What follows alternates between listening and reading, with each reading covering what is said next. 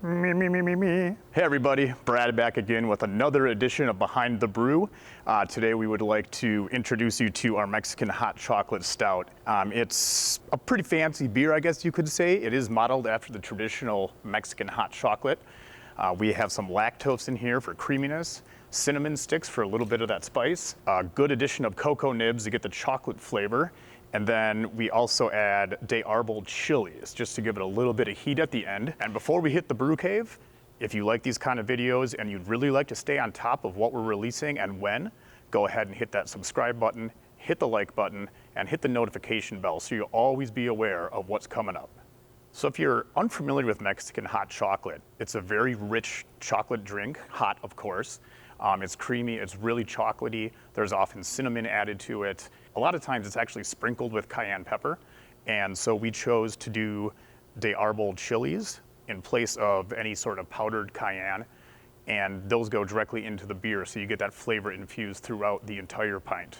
The base beer is a pretty simple American stout. Nothing too fancy. We didn't want to make the base beer too flavorful to mask the flavors of the other additions. It comes out at about 5.2%, and as an American stout, that's a little on the lower end, and we are looking for about 45 IBUs. So there's a little bit of bitterness there to back up the sweetness of the chocolate and the lactose. As an extract brewer, you can expect about 2 pounds of specialty malt that you will steep as normal, like any other beer kit. 6-pound jug of gold malt extract, 1 pound of DME, Columbus hops, and then when you go to the all grain, the specialty malts are essentially the same, but with just 2-row base malt instead of the malt extract. Everything else remains the same. When we are brewing this, you will see that the lactose and the cinnamon sticks actually go directly into the boil, while the cocoa nibs and the chilies are actually made into a tincture with high-proof alcohol for sanitation purposes. And then that is added basically as a dry hop when fermentation is coming to an end. And as far as making the tincture to flavor this beer with, simply grab a container that you can seal. It doesn't have to be super tight. You can use aluminum foil if you want. And add the cocoa nibs. And then the peppers themselves, they have quite a bit of seeds in them, and those are really darn hot. So I like to crack the pot in half and dump out the seeds before adding it to the jar for soaking. And if you do like a little bit more heat, go ahead, add some of those seeds in there. That'll ramp it up pretty good.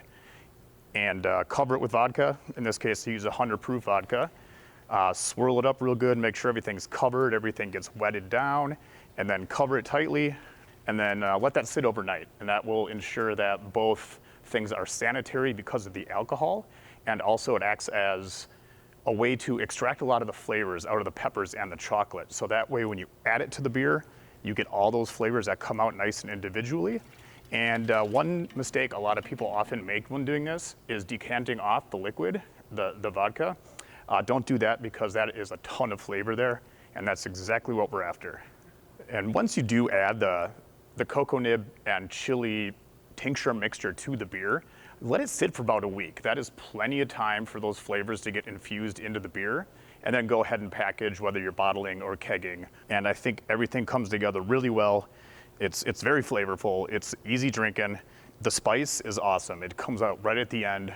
Chocolate hits you first, the spice comes out at the end, and it's wonderful to drink. Our brand new recipe kit, the Mexican Hot Chocolate Stout, available in both extract and all grain versions at northernbrewer.com.